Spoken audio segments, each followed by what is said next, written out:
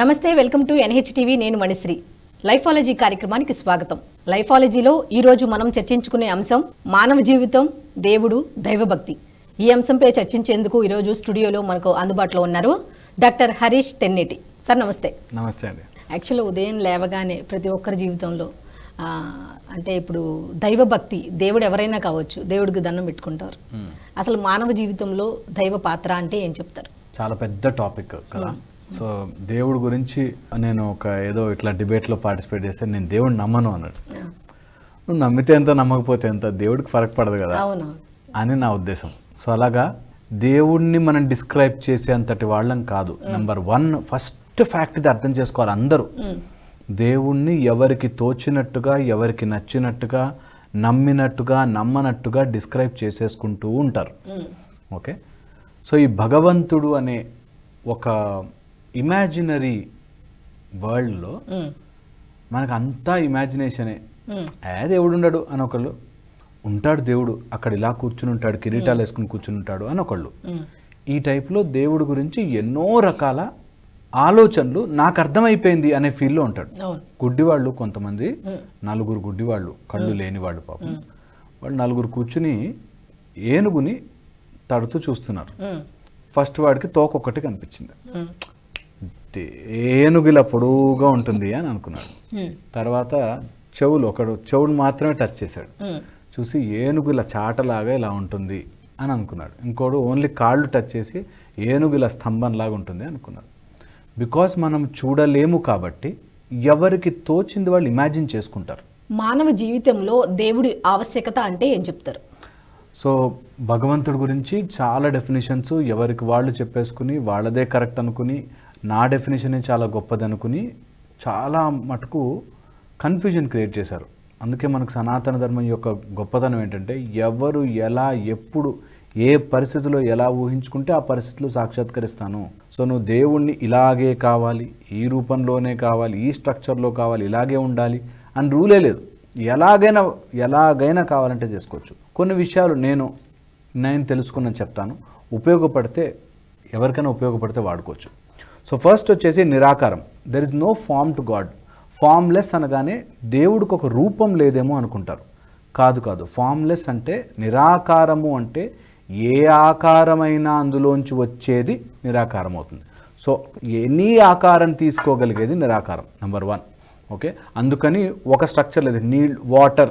వాటర్కి ఆకారం లేదు, కానీ వాటర్ని గ్లాస్లో పెడితే గ్లాస్ ఆఫ్ వాటర్ అవుతుంది, లేకపోతే బాటిల్లో వేసుకుంటే బాటిల్ షేప్ తీసుకుంటుంది. అలా దేవుడు అనే ఒక శక్తి నువ్వు ఏ రూపంలోనే తీసుకోవచ్చు, నెంబర్ 1. ఇది నిరాకారం. నిరాకారం అనేది ఒక స్థితి. నిరాకారం అర్థమైపోవాలి అంటే he has to reach that place. Okay, అంతవరకు అర్థం కాదు. ఇప్పుడు ఎన్ని రోజులు పుస్తకాలన్నీ షాప్కి వెళ్ళి కొనుక్కొచ్చినా డాక్టర్ అయ్యాకే ఎలా అయితే డాక్టరీ అర్థమవుతుందో అలాగా ఈవెన్ దో మనకు అన్ని విషయాలు తెలిసినప్పటికీ ఆ స్థితి రావాలి నిరాకారం అర్థం చేసుకోవడానికి.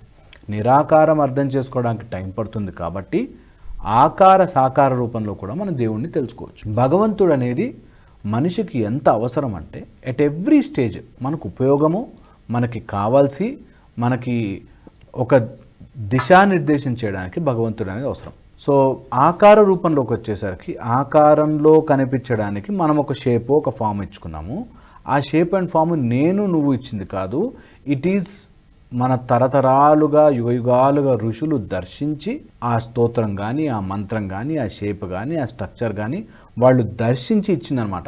ఈ ప్రపంచంలో ఎవరినైనా నమ్మాలి అంటే అది ఋషుల్నే. ఎందుకంటే పేటెంట్ చేసుకుని అది షెల్ఫుల్లో లాకలు వేసుకుని పెట్టుకోకుండా అందరికీ తెలియాలి. ఒకవేళ స్తోత్రం రూపంలో అర్థమైతే స్తోత్రంలోనూ, మంత్రం రూపంలో అర్థమైతే మంత్రంగాను, లేకపోతే ఒక స్టోరీ చెప్పైనా సరే ఇది ప్రజలకు ఉపయోగపడాలి అని ఇచ్చింది ఋషులు మునులు. వాళ్ళు పేటెంట్ చేయలే. వాళ్ళు అప్పటి నుంచి కనుక పేటెంట్ చేస్తుంటే ఇప్పటికి వాళ్ళు ఎన్నో వేల కోట్లు సంపాదించుకున్నారేమో. ఎంతో ఇన్ఫర్మేషన్ని సింపుల్గా బై శృతి స్మరణంతో లేకపోతే జస్ట్ మననంతో చెప్తే విని గ్రహించే వాళ్ళందరికీ ఇచ్చారు. మనకేం జరిగిందంటే భగవంతుడు అనగానే ఒక రూపంలో చూడాలి కాబట్టి కొన్ని రూపాలు మిగిలిపోయాయి మన మైండ్లో. కానీ భగవంతుడు ఎనీవేర్ వచ్చేస్తాడు. మనకి చిన్న పసుపులో వచ్చేస్తాడు, లేకపోతే నువ్వు ఎక్కడ కావాలనుకుంటే అక్కడ నీకు భగవంతు స్వరూపం కనిపిస్తుంది. ఇది వెరీ ఇంపార్టెంట్. ఇందులో మనకు ముఖ్యంగా అన్నిటినీ పంచభూతాలతో మనం మేడ్ చేసి ఉంటాం కాబట్టి, బికాస్ మన శరీరం కూడా పంచభూతాలతో తయారై ఉంటుంది కాబట్టి మనం వీటితోనే అర్థం చేసుకోవాలి. ఇప్పుడు ఇక్కడి నుంచి మార్స్కి వెళ్ళిపోయినా కూడా మార్స్లో మళ్ళీ అవే పంచభూతాలు మనకు అవే ఉండి భూమి రాపో నలో వాయుకం మనోబుద్ధిరేవచ అహంకారం ఎత్తి భిన్న, ఇంకా అంతకు మించి ఏమీ లేదు.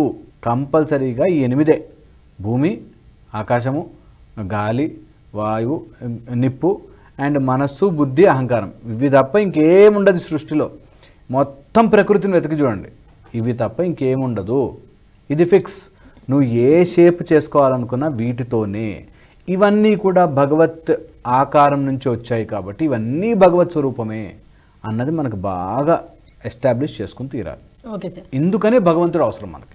దట్ మనం ఏదైనా తెలుసుకోవాలంటే ఆ భగవత్ స్వరూపాన్ని మనం అర్థం చేసుకోవాలంటే ఆకార రూపంలోనే అర్థం చేసుకోవాలి. ఇప్పుడు ఇందాక అన్నారు మీరు మనకి దేవుడు అవసరం అని, మరి దేవుడికి మన అవసరం ఉందంటారా?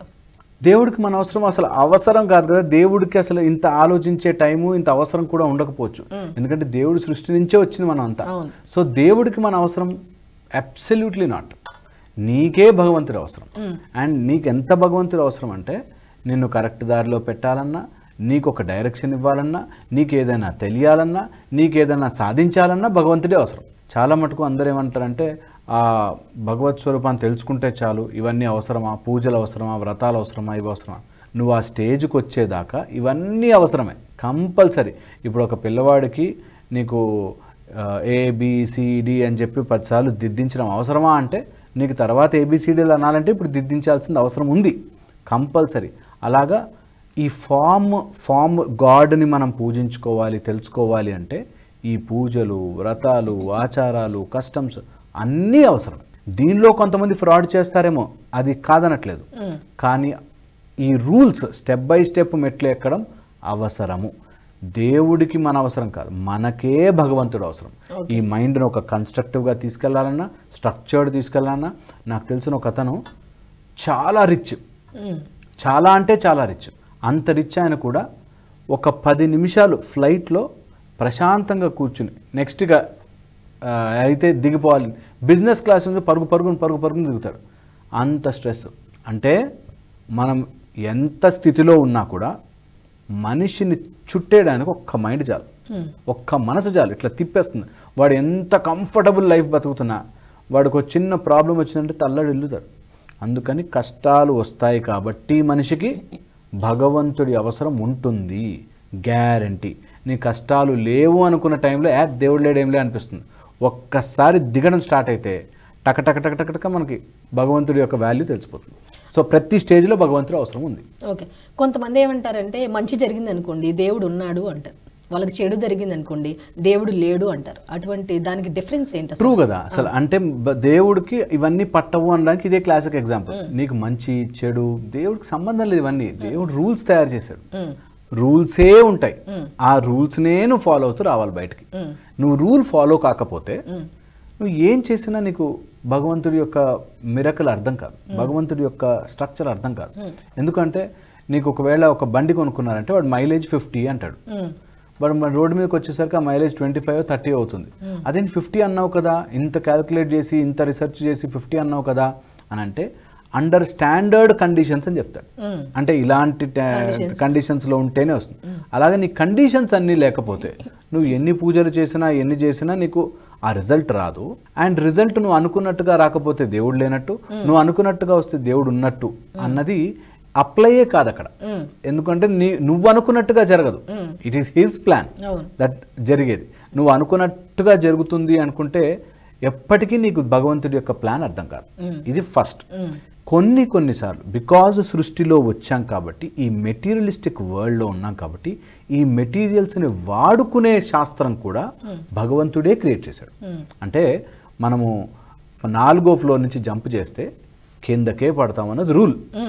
ఓకే, ఆ రూల్ని డిఫై చేస్తూ నువ్వు ఎగరాలి అంటే కింద నుంచి ఫోర్స్ ఎలా అయితే పైకి జరగాలో ఆ రూల్ కూడా భగవంతుడే తయారు చేశాడు. రూల్కి తగ్గట్టుగా మీరు గనక ఈ సృష్టిలో బ్రతికితే భగవంతుడి యొక్క రూల్ కరెక్ట్గా పనిచేస్తుంది. దీనిలో no conflict or no discussion. ఇలా జరగాల్సింది ఇలాగే రూల్ ప్రకారమే వెళ్తుంది.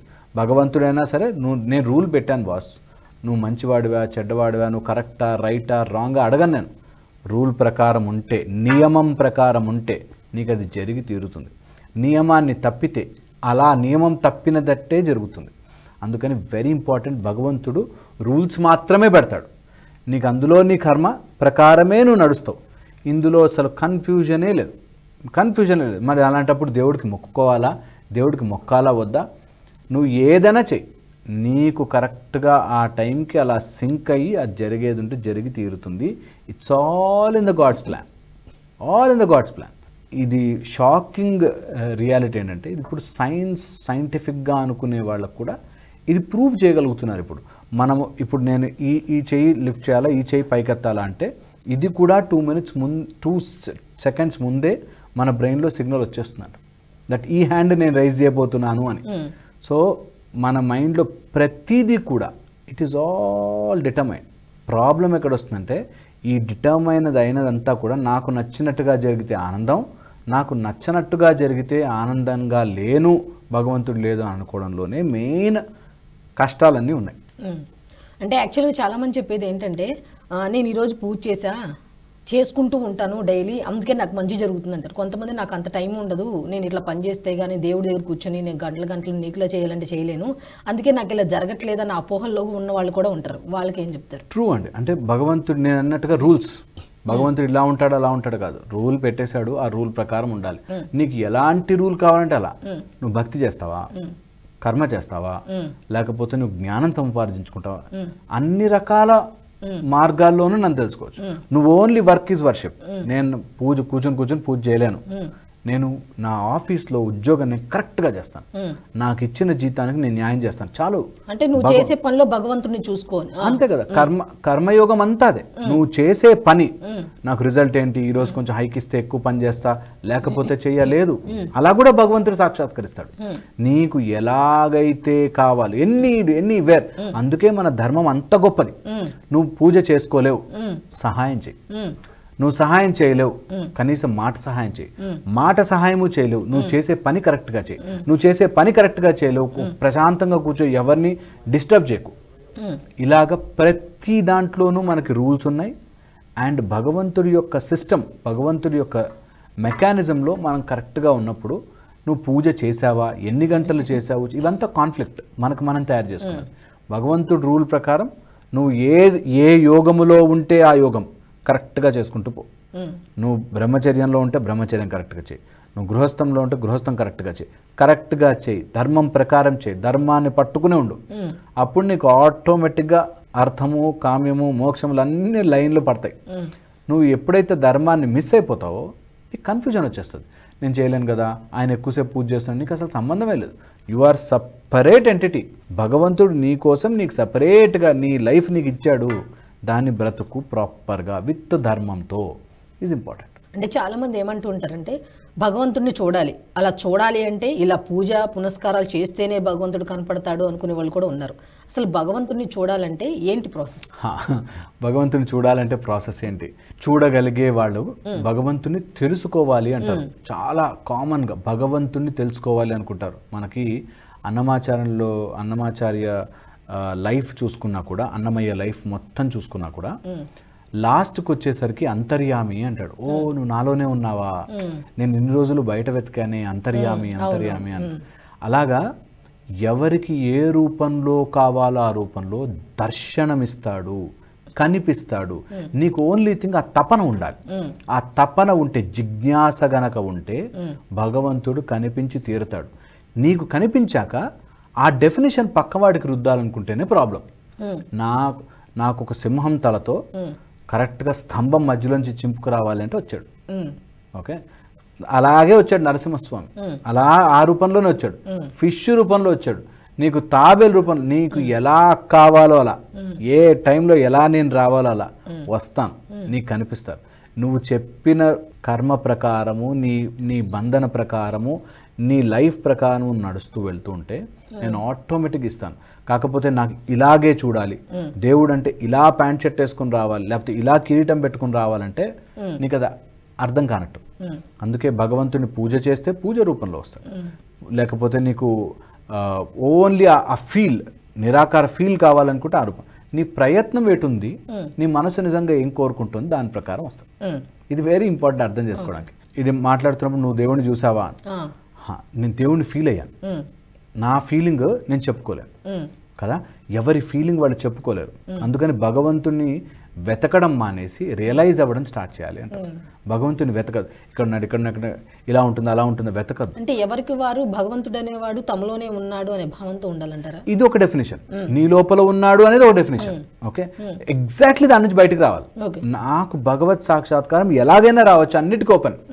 నేను కరెక్ట్ చేస్తున్నాను లేదా, నాకు ఇచ్చిన లైఫ్ని, నా మనస్సుని, నా చిత్తాన్ని, నా బుద్ధిని, నా అహంకారాన్ని నేను కరెక్ట్గా పెట్టుకుని నాకు ఇచ్చిన ఏది తెలుసుకోవాలన్నా దీంతోనే కదా, ఇది పంచభూతాలతోనే తయారైంది కదా, ఈ పంచభూతాలని కరెక్ట్గా పెట్టుకుని నా మనస్సు, బుద్ధిని, అహంకారాన్ని కరెక్ట్గా అలైన్ చేసుకుని నేను కరెక్ట్గా ఆ కర్మబంధాన్ని సపరేట్ కాగానే తెలుస్తుంది, నాకు రియలైజ్ అవుతుంది, ఎలాగంటే అలా, ఎలా కావాలంటే అలా వస్తుంది అన్నది ఇంపార్టెంట్గా. అది ఇలాగే వస్తుందా, ఇలాగే తెలుస్తుందా, తెలుస్తుంది, నువ్వు కన్ఫ్యూజ్ అయిపోతావు, ఎప్పటికీ అక్కడే కొట్టుకుంటుంటావు. నీకు తెలుస్తుంది అనేది నువ్వు నమ్మి ఏ రూపంలో వచ్చినా భగవంతుని నువ్వు వెల్కమ్ చేస్తానని అనుకుని ఆ రూపంలో నువ్వు కరెక్ట్గా యాక్సిడెంట్ అయితే ఆ టైంకి వచ్చి ఇట్లా పక్కన జరిపేస్తాడు. అది ఎక్స్పీరియన్స్ చేసేవాడికి వావ్ అనిపిస్తుంది.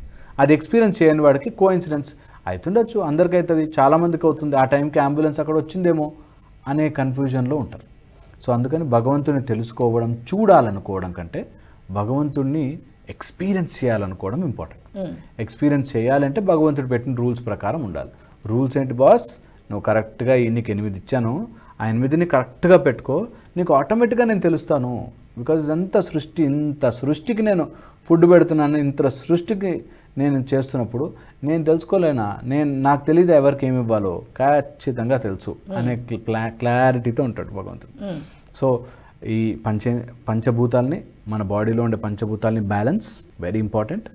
అండ్ మనస్సుని, బుద్ధిని, అహంకారాన్ని కరెక్ట్గా ఎక్కువ మనసుతో ఫిడిల్ అవ్వకూడదు, ఎక్కువ బుద్ధి వల్ల ఆ డౌట్ వచ్చి ఈ డౌట్ వచ్చి టూ మచ్గా అయిపోకూడదు. అండ్ అదే సార్, ఇప్పుడు నేను అదే అడుగుదాం అనుకుంటున్నా. ఇప్పుడు చాలా మంది ఏంటంటే భక్తి చూపిస్తారు, దానివల్ల అవతల వాళ్ళకి ఇబ్బందిగా ఉంటుంది. దాన్ని ఎలా చెప్తారంటే, ఒక దేవుడిని హైలైట్ చేస్తూ ఆ దేవుడు వల్ల ఇట్లా అయిపోయారు, లేకపోతే ఇంకో దేవుడు వల్ల ఇట్లా అయిపోయారు, వాళ్ళ అతిభక్తి వల్ల ఇంకొకరికి ఒక రకంగా ఇబ్బందిగా ఉంటుంది. అటువంటి వాళ్ళ గురించి అబ్సల్యూట్లీ కదా, నేను ఫస్ట్ నుంచే చెప్తున్నాను, నీ ఎక్స్పీరియన్స్ ఇంకో ఎక్స్పీరియన్స్ మ్యాచ్ కాదు, నీకు భగవంతుడి యొక్క ఎక్స్పీరియన్స్. అంటే మీరు ఇందాక అన్నారు కదా, ఎవరి ఫీలింగ్ వాళ్ళకు ఉంటది, నువ్వు తీసుకెళ్లి వేరే వాళ్ళ మీద రుద్ది ఇలాగే చేస్తే ఇలాగే భగవంతుడు కనిపిస్తాడు, ఇలాగే ఉపయోగం అనేది కూడా కరెక్ట్ కాదు, ఇంపాసిబుల్ అసలు. నీకు భగవంతుడు అలా తెలుసుకోలేవు. ఇక్కడే మనం డిఫరెన్షియేషన్ చేసుకోవాలి. నీకు భగవంతుడు తెలుసుకోవాలి అనుకుంటే నీ జర్నీ మొత్తం మారిపోతుంది. నువ్వు భగవంతుడిని ఓన్లీ నేను బయట రూపంలోనూ ఇలాగే మెటీరియలిస్టిక్లో చేయాలంటే మెటీరియల్ రూల్ మారిపోతుంది. నీకు ఇప్పుడు నేను పూజలు చేసుకోవాలి, వ్రతాలు చేసుకోవాలి, ఇలాంటి ఉన్నప్పుడు డెఫినేషన్ మారిపోతుంది. నువ్వు ఓన్లీ భగవంతుని తెలుసుకోవాలి అన్న జర్నీ మారిపోతుంది. జ్ఞాన మార్గము వేరు, కర్మగుండా చేసే మార్గము వేరు, నీకు భక్తి మార్గం వేరు. నీ భక్తి ఇంకో భక్తికి మ్యాచ్ కాదు, నీ జ్ఞానం ఇంకో జ్ఞానంతో మ్యాచ్ కాదు, నీ కర్మ ఇంకొక నీకు వచ్చే సిచ్యువేషన్లో నువ్వు చేయగలిగిన కర్మ వేరే వాళ్ళతో మ్యాచ్ కాదు, నీకు భగవంతుడు అనే ఎక్స్పీరియన్స్ మ్యాచ్ కాదు. ఇది ప్రతి చోట మన దగ్గర అయితే అన్ని స్క్రిప్చర్స్లో చెప్తారు, ఒరే అలా ఉండదురా, అది ఏంటి? చాలా మటుకు చాలా మంది అడిగారు, ఎలా ఉంటాడు భగవంతుడు చెప్పు. భగవంతుడు ఎలా ఉంటాడంటే, అంటే ఏమేమి కావో చెప్పగలను కానీ ఏంటో చెప్పలేదు.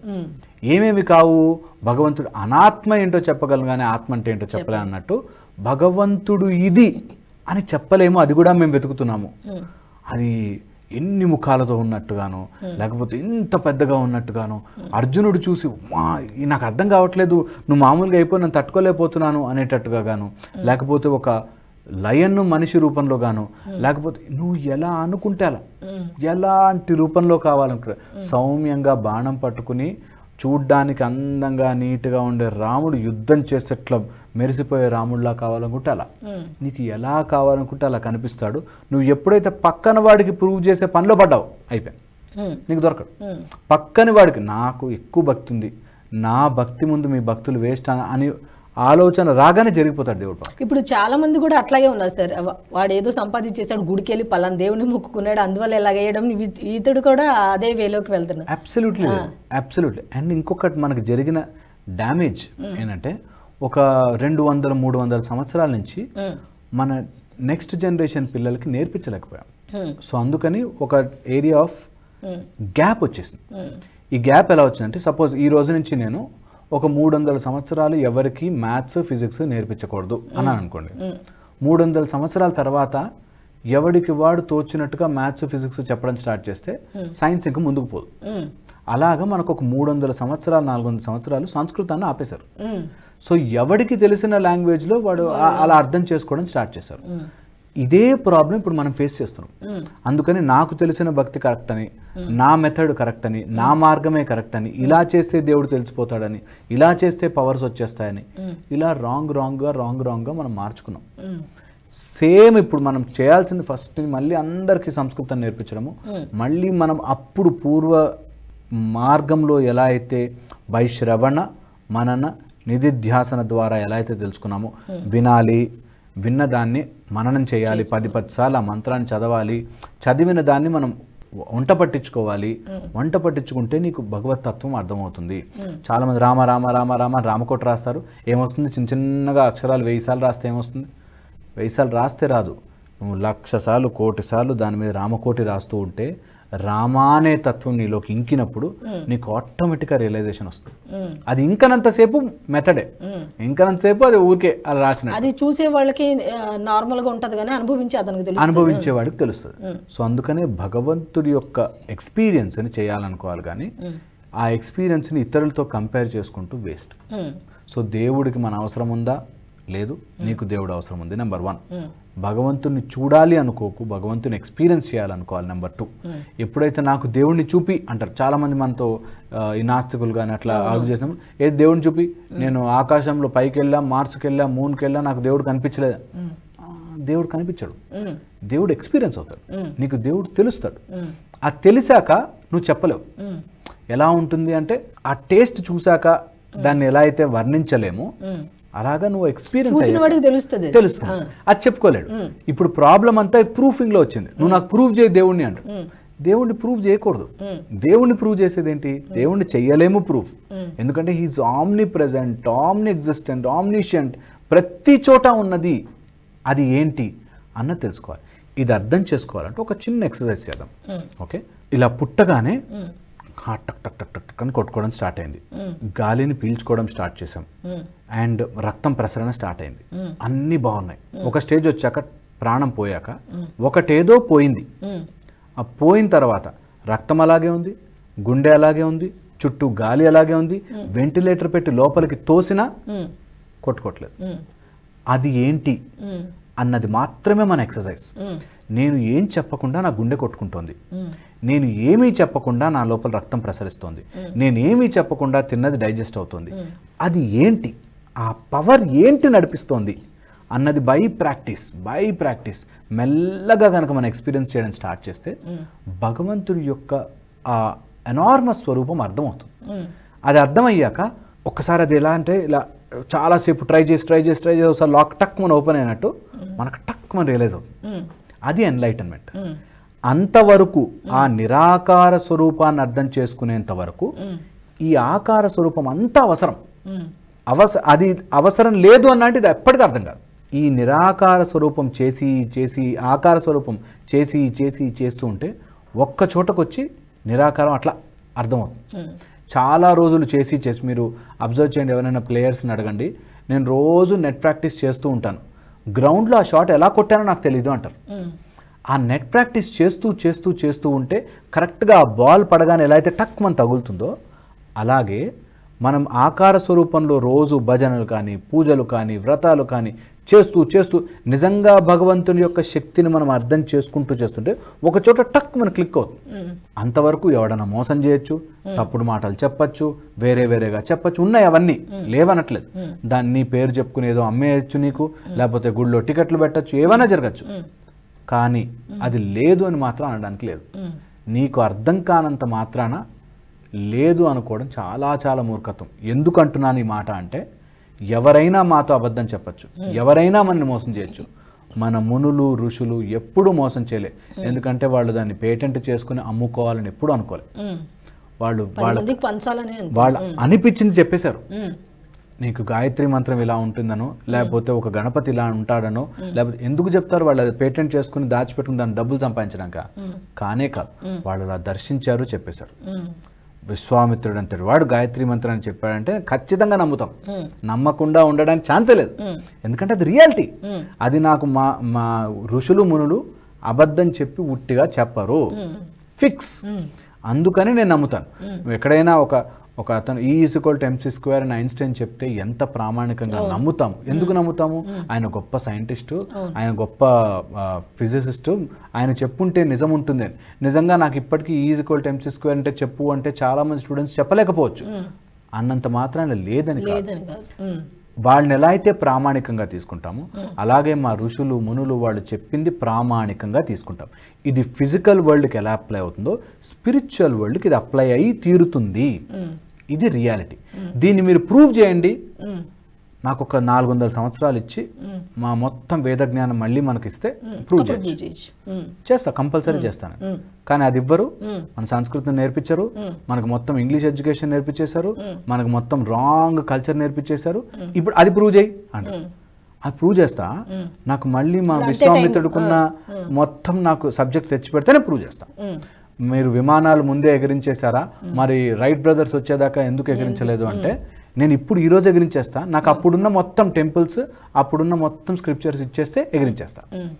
ఎందుకంటే మన దగ్గర నుంచి ఒక 400 సంవత్సరాలు 1000 సంవత్సరాలు మన సిస్టమ్ని మొత్తం తీసేసి ఇప్పుడు ప్రూవ్ చేయి అంటే ఒక సెకండ్లో ప్రూవ్ చేయలేకపోవచ్చు. కానీ ఉన్నాయని మనం ఎందుకు స్ట్రాంగ్గా నమ్ముతున్నాం అంటే ఎప్పటి నుంచో మాకు చెప్పిన ఋషులు అబద్ధం చెప్పరు, తప్పు చెప్పరు, వాళ్ళు రాంగ్ రాయరు. ఈ మధ్యలో వచ్చిన వాళ్ళు మనలో వేరు కొట్టారు కానీ డివైడ్ చేశారు కానీ ఎప్పుడూ అలా లేదు అన్నది నిజం నిజం నిజం. ఇది తెలియడానికి టైం పడుతుండొచ్చు, ఇది తెలియడానికి అవసరం పడుతుండొచ్చు, ప్రూవ్ చేయలేకపోవచ్చు. కానీ అది ఎక్స్పీరియన్స్ చేసిన వాడు మాత్రం అబద్ధం చెప్పలేడు. ఎందుకంటే అందులోకి వెళ్ళాక, స్పిరిచువల్ మార్గంలోకి వెళ్ళాక అబద్ధం చెప్పలేడు. ఓకే సార్, ఇప్పుడు మీరు అన్నదానికి చివరిగా క్వశ్చన్ ఏంటంటే, ఇప్పుడు భగవంతుణ్ణి ఎక్స్పీరియన్స్ చేసిన వాళ్ళకి చెయ్యని వాళ్ళకి అంటే ఉన్నాడా అని వితండవాదం వాదిస్తూ ఉంటారు. అటువంటి వాళ్ళకి వాళ్ళ యాటిట్యూడ్లో కానీ దైవభక్తిలో కానీ ఒక మనిషిని మనిషిలా చూడడం కానీ మంచితనంలో కానీ తేడా అనేది ఉంటుందంటారా వాళ్ళకి వీళ్ళకి ఏమన్నా? ఎవరైతే ఎక్స్పీరియన్స్ చేశారో వాళ్ళ జీవితం చాలా ఈజీ అయిపోతుంది. ఎందుకంటే తామరాకు మీద నీటి బిందువు వలె వాళ్ళు అంటనట్టుగా అలా జారిపోతారు. వాళ్ళకి అన్ని వీడు ఎందుకు ఇలా అనుకున్నాడు, వాడు ఎందుకు ఇలా చేశాడు, వీడు ఎందుకు ఇలా అనుకున్నాడు, వాళ్ళకి వాటితో టైం ఉండదు. నాకు ఒక భగవంతుడితో కనెక్షన్ ఏర్పడిపోయాక నేను ఈ చిన్న చిన్న విషయాలు నేను ఆలోచించే టైం అవసరము వాళ్ళకి ఎక్స్ప్లెయిన్ చేసే సిచ్యువేషన్ ఉండదు. ఎందుకంటే వాళ్ళ స్థితికి రాలేదు కాబట్టి. ఇప్పుడు నేను ఎల్కేజీ పిల్లవాడితో క్రికెట్ ఆడుతూ వాడు నన్ను అవుట్ అవుట్ అవుట్ అని అరిస్తే నేను వాడితో గొడవ పడని కూర్చొని ఓ చిన్న పిల్లవాడులే అనుకుంటాం. అలాగే వాళ్ళు ఒక స్థితికి వచ్చాక ఎవరైనా అలా తప్పుడు ఆర్గ్యుమెంట్లు, అలా తప్పుడు గొడవలు, లేకపోతే ఇలా బిహేవ్ చేస్తున్నా కూడా ఆ స్థితిలో సర్లే పిల్లలు అని వదిలేస్తాం. అలాగే భగవంతుని తెలుసుకున్నప్పుడు నీకు తెలియని వాళ్ళందరూ చాలా చిన్న పిల్లల్లా కనిపిస్తారు. వాళ్ళ యాటిట్యూడ్ మారిపోతుంది. ఇది నిజం. ఇది తెలుసుకోవడానికి మనకి కొంచెం సాధన, దీన్ని అర్థం చేసుకోవడం చాలా చాలా ముఖ్యం. అఫ్ కోర్స్ ఒక వీడియోలో మొత్తం దేవుణ్ణి చెప్పేసి అంత గొప్పవాళ్ళం కాకపోయినా at least start with this, that నాకు నిరాకారము తెలియాలంటే ఆకారం తెలియాలి, ఆకారాన్ని నేను అనుమానం లేకుండా ఫాలో అవ్వాలి. నాకు చిన్నప్పుడు 1 1 జా 1 1 2 జా 2 అని నేర్పిస్తారా, ఎంత తప్పు, నేను నేర్చుకోను అన్నాడంటే వాడికి ఎప్పటికీ మ్యాథ్స్ అర్థం కాదు. నువ్వు 1 1 జా 1 1 2 జా 2 దానికి ఎక్స్ప్లెనేషన్ లేదు, బట్టి కొట్టు ముందు అసలు బేసిక్ నుంచి రావాలి. బేసిక్ స్ట్రాంగ్ గా చేసుకుంటూ పైకి వెళ్తుంటే నీకు ఒక స్టేజ్ వచ్చి ఒక ఆటోమేటిక్ గా విచ్చుకుంటుంది మైండ్, ఆటోమేటిక్ గా తెలుస్తుంది. అలాగే చిన్నప్పుడు బొట్టు ఎందుకు పెట్టుకోవాలి నువ్వు ఎందుకు పెట్టుకోవాలి నీకు మెల్లగా తెలుస్తూ ఉంటుంది చేస్తుంటే. కొన్ని విషయాలు మనకి స్పిరిచువల్ వరల్డ్లో ఉన్న గొప్పతనం ఏంటంటే చేస్తూ ఉండగా తెలుస్తుంది. మనకి ఇప్పుడున్న సైంటిఫిక్ వరల్డ్లో కూడా అదే రూల్, నువ్వు చేస్తూ ఉండు బాస్, తెలుస్తుంది. కొన్ని ఎక్స్పెరిమెంట్స్ చేస్తూ ఒక స్టేజ్ వచ్చాక క్వశ్చన్ అడగడం స్టార్ట్ అవుతుంది. మనకి మొత్తం పురాణాలంతా లేకపోతే మన ఇతిహాసాలంతా అన్నింటిలో క్వశ్చన్స్ ఉన్నాయి. నువ్వు ముందు ఫస్ట్ స్టార్టింగ్ పూజలు వ్రతాలు ఇక్కడి నుంచి స్టార్ట్ చేసి ఒక స్టేజ్ వచ్చాక అదెందుకు, ఇదెందుకు, అలా ఎందుకు చేయాలి, ఇలా చేస్తే ఏం తెలుస్తుంది, నా లోపల ఏం జరుగుతోంది, నా చక్రాలు ఏమవుతున్నాయి, నా లోపల ఉండే మలినం ఎక్కడ పోతుంది, ఇవన్నీ తెలుసుకుని డెఫినెట్లీ ఆ స్టేజ్ వచ్చి టక్ టక్ టక్ టక్ అని ఓపెన్ అవుతుంది. ఆ ఓపెన్ అయ్యేదాకా మధ్యలో తొందరపడిపోయి నాకు అది తెలిసిపోయింది, నాకు ఇది తెలిసిపోయింది, నాకు ఇది ఒక్కటి అర్థమైపోయింది కాబట్టి దేవుడు అర్థమైపోయాడు అని కన్ఫ్యూజ్ అవ్వకుండా ఆ బేసిక్స్ చాలా చాలా ఇంపార్టెంట్. సో నిరాకారం తెలుసుకోవాలంటే ఆకార రూపంతో స్టార్ట్ అయ్యి మెల్లగా ప్రోగ్రెస్ అవ్వాలి. ఎప్పుడైతే మనకి లోపల గుడ్డులోంచి పగిలి బయటకు వస్తే, లోపల నుంచి పగిలి బయటకు వస్తే ఎలా అయితే బర్డ్ పక్షి వస్తుందో, అలా కాకుండా బయట నుంచి మనం పగలగొడితే ఎలా అయితే చనిపోతుందో, అలాగా ఏదో కొన్ని కాన్సెప్ట్లు తెలిసి నాకు తెలిసిపోయింది అంటే విరిగిపోతాం. విరిగిపోకూడదు, దాన్ని ఎలౌ చేయాలి. మెల్లగా అది ఆ ఇంక్యుబేషన్ పీరియడ్ దాటి విచ్చుకోవాలి. అంతేగాని ముందే దీని లోపల పువ్వు ఉంది అని చింపేస్తే పువ్వు చినిగిపోతుంది. ఓకే, ఆ చిన్న మొగ్గగా ఉన్నప్పుడే లోపల పువ్వు ఉంది అని ఓపెన్ చేస్తే ఎలా అయితే చినిగిపోతుందో, అలాగే నీకు ఆ విద్య సరిగ్గా అప్పకుండా, నీకు బేసిక్స్ తెలియకుండా నువ్వు నాకు అర్థమైపోయింది అనే దాంతో ట్రై చేస్తే నీకు కనిపించదు లోపల. Is important fact. ఏమీ లేదు, ఆకాశం చూస్తే ఏం లేదు, మబ్బులోకి వెళ్ళి ఇలా చేయబెడితే మబ్బు ఏం ఉండదు అక్కడ, కానీ మబ్బు ఉంది. ఎలా అయితే ఈ చిన్న పారాడాక్స్ మనకు అర్థం కావాలో, అలాగే భగవంత్ స్వరూపం ఉంది తెలుసుకునే ప్రయత్నం కోసం ఓపెన్గా పెడితే వచ్చి అంటుకుంటాం. లేదు నాకు తెలుసు, నా లాజిక్ చాలా గొప్పది, నాదే నాకే అర్థమవుతుంది అనుకుంటే ఎప్పటికీ అర్థం కాదు. భగవంతుడిని ఎక్స్ప్లెయిన్ చేసేంత స్థితిలో లేను కానీ, బట్ నాకు అర్థమైనంత వరకు ఇది definition. Okay, thank you doctor గారు.